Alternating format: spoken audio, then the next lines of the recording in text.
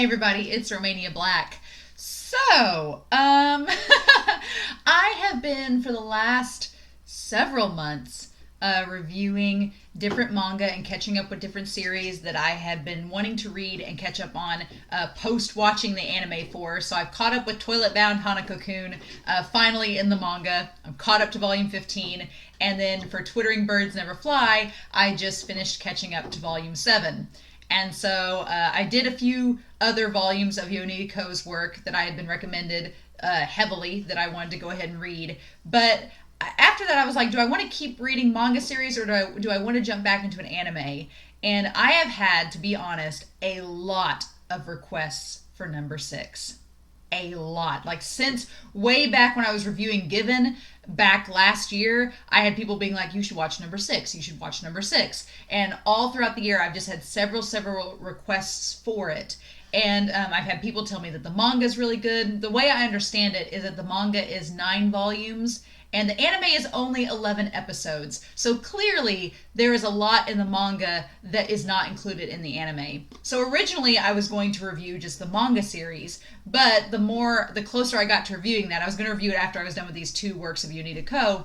I was like, okay, once I've caught up with Twittering Birds and Hanako-kun, I'll start reading number 6. But the closer it's gotten, the more I've had requests for the anime over the manga. And I did a poll on Patreon, and most of the patrons said they wanted to see the anime first, and then afterwards I would do like a soapbox where I would go back and talk about the manga and talk about what was left out. So I've been thinking about it, and I decided that since the anime won, I'm going to watch the anime, and I'm either going to do a soapbox on the manga, or we're going to do like, when we get to the end of the series, we're going to do like a live stream where we talk about number 6, and we also talk about the manga there. I might still do a soapbox and review the manga. I think I will, but we'll definitely talk about the manga in the live stream. So, yeah, I don't know anything about this series. Again, when y'all recommend these shows, I mainly just look to see what genre it is. And when I make my polls, I have like categories in a notebook of anime people have recommended to me and what genre they fit into. And so number 6 is kind of like a futuristic sci-fi. That's all I know about it. That's pretty much all I know, is it's kind of futuristic, dystopian, sci-fi-ish. That's it. That's all I know about this series. And there's a dark-haired man and a white-haired man. And I've only know that from pulling up the anime to watch today. So other than that, I have no clue. I don't know what this is about, but it's been really recommended, so I'm assuming it's good. Otherwise, y'all wouldn't want me to watch it. But yeah, there's 11 episodes, so why not, right? I think Tuesdays are just gonna be wild card Tuesdays, where from here on in we'll catch up with manga chapters on Tuesday, and then I'll do random polls on Patreon to see random genres. Like, okay, we're done with number 6. Do we want to watch a retro anime? Do we want to watch a romance anime? What do we want to do? And then we'll just go from there. And Tuesdays will just be wild card days, and who knows what'll happen on a Tuesday. So I think that's what we're gonna do. That just sounds like fun. But I've wanted to watch number 6 for a while, and it just seemed right. So, with that being said, I'm excited, y'all. Please no spoilers. As always, I'm going into this show blind, so I have no clue what to expect. So please feel free to comment down below, but please no spoilers. And or if you do have spoilers, tag them so that I don't accidentally read them. And otherwise, yeah, let's figure out what in the world this show's about and why y'all have recommended it. So we're going to start number 6, episode 1. I don't have a title for episode 1, so assuming I'll probably have to look that up afterwards. But we're going to start that episode here in 5, 4, 3, 2, 1. Let's go.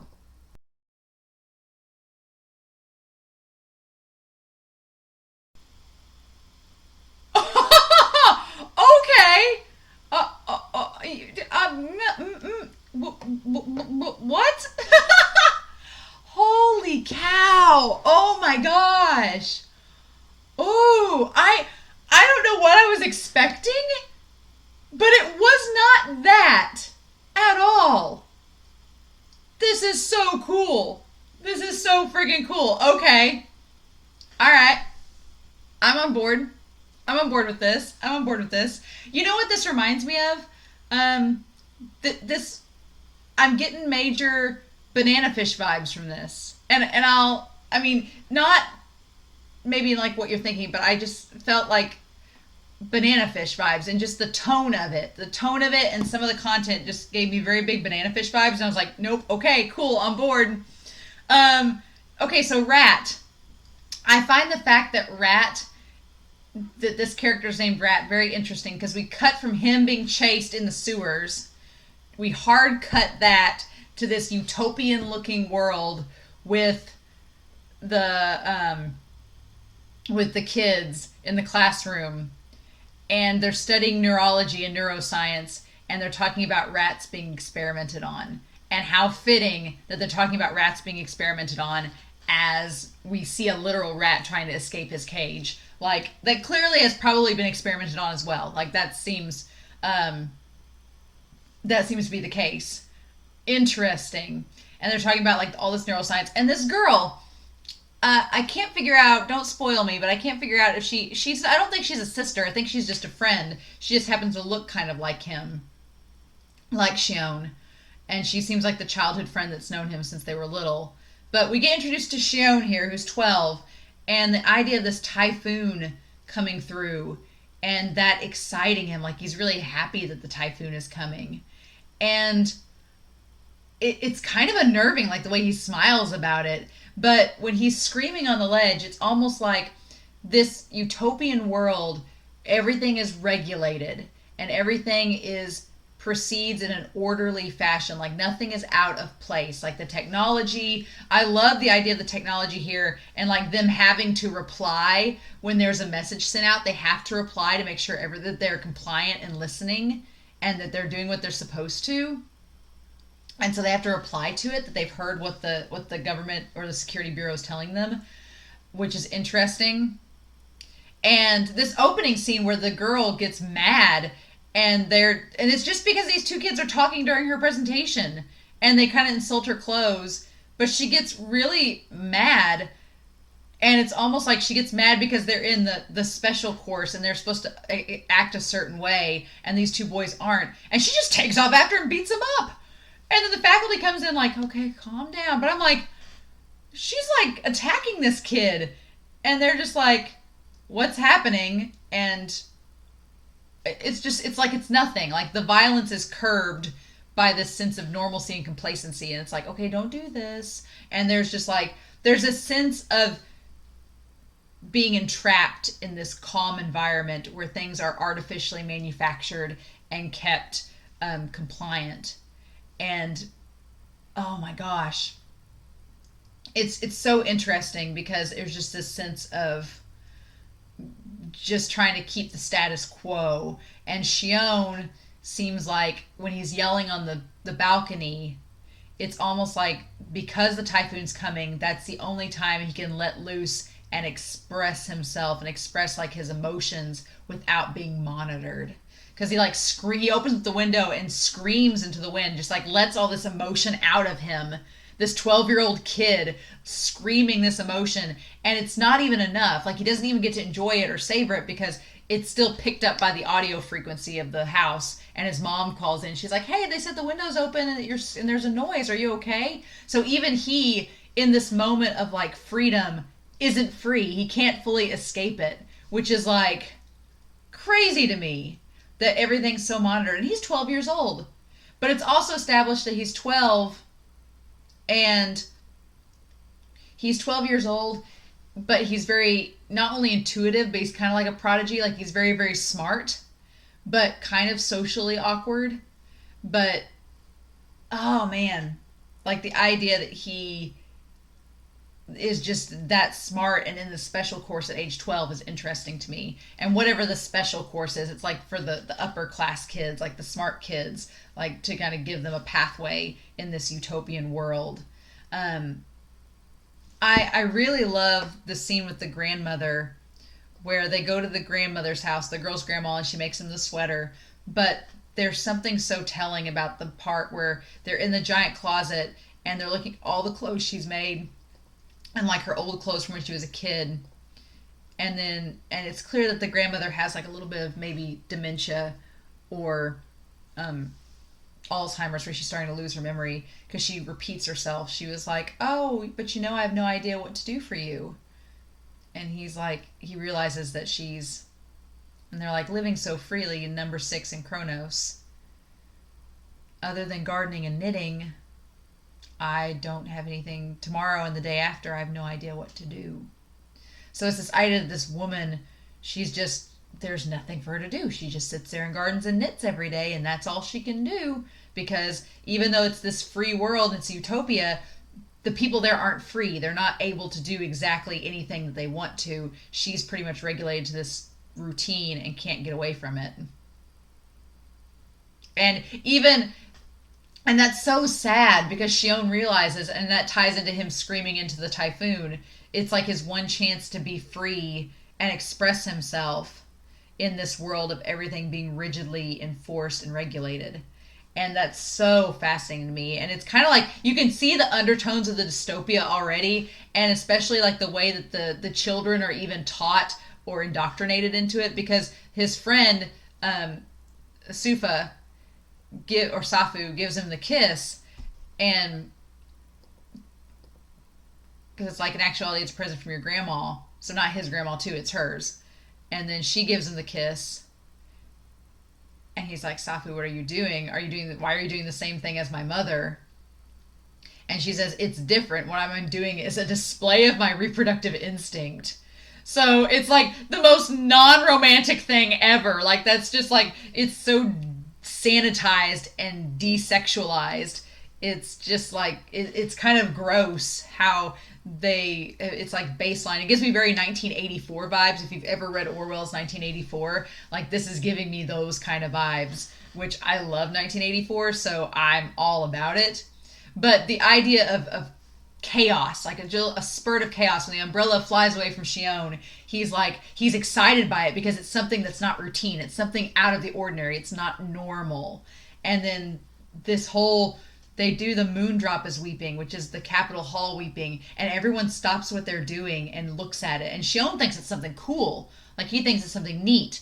But the part where the man's at the airport and he takes the hat off and holds it like in reverence or in like solemn solidarity when it like rings is very creepy. It's very, very cultish and creepy how when the moon drop starts making the noise in the center of the city, everybody stops what they're doing. It's very creepy. And Shion likens it to a blister formed upon human skin, like something just disrupting the norm and disrupting the perfection there. And then we cut to Rat as soon as it says blister. Rat is the blister on the skin.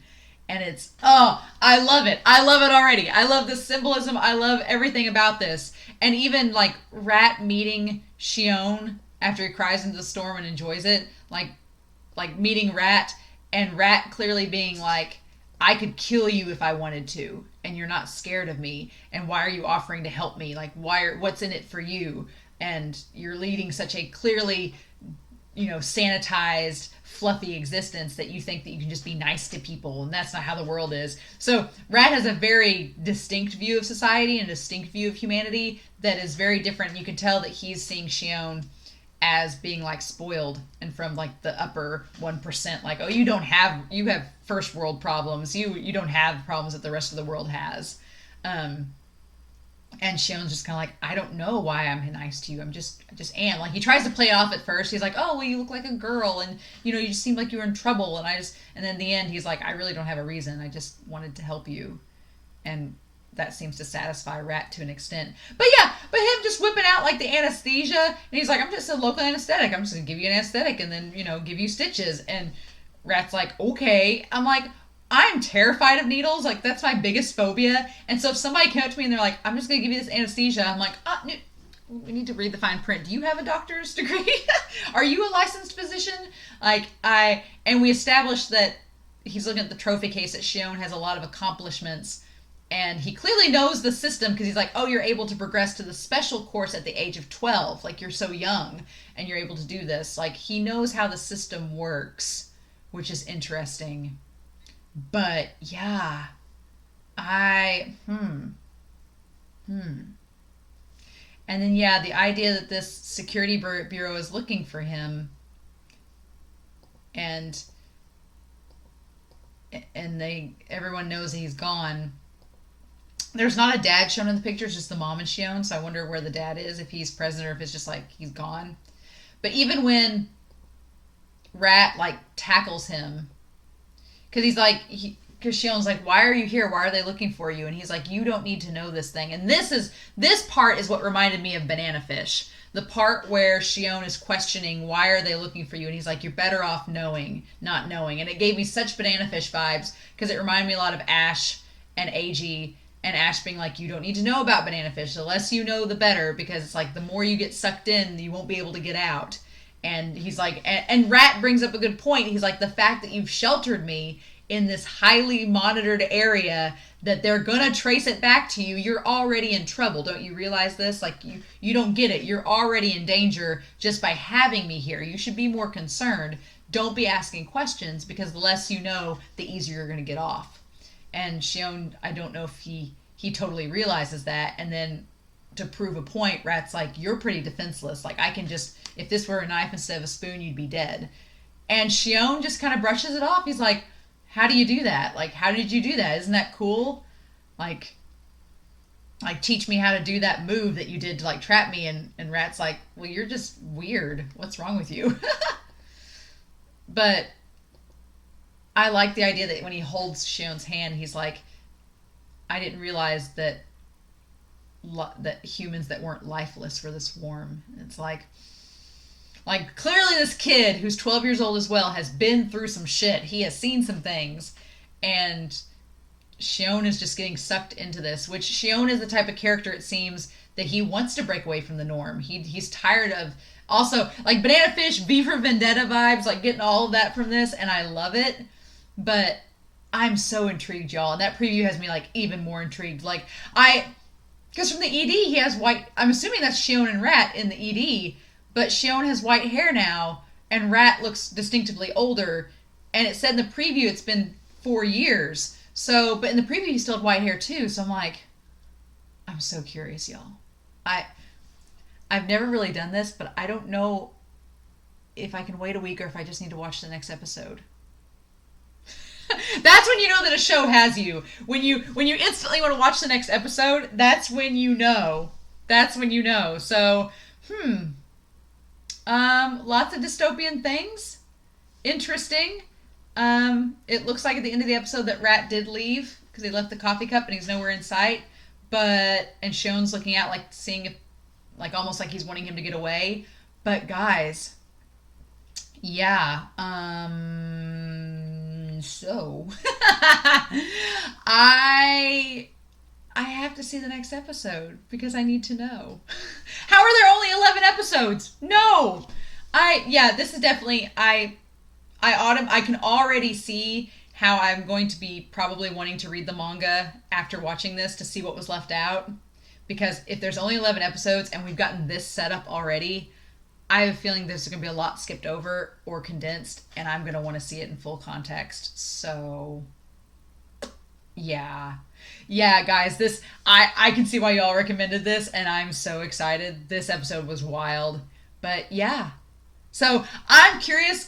Please no spoilers, but I know it's going to be hard because this first episode seems like it's like a prologue almost to whatever happens in the next episode. So, I'm probably going to go ahead and watch episode 2. I can't believe I'm saying that, but so if you do comment below, you can talk about episodes 1 and 2 without spoiling me, because I'll have watched the next episode right after this. But otherwise, please no spoilers. But guys, I'm so excited to get into this show. It's going to be fun. So with that being said, I hope you all have a wonderful week. Please stay safe, take care, and yeah, I'll be back next week. I'm so ready for episode 2 of number 6. Bye.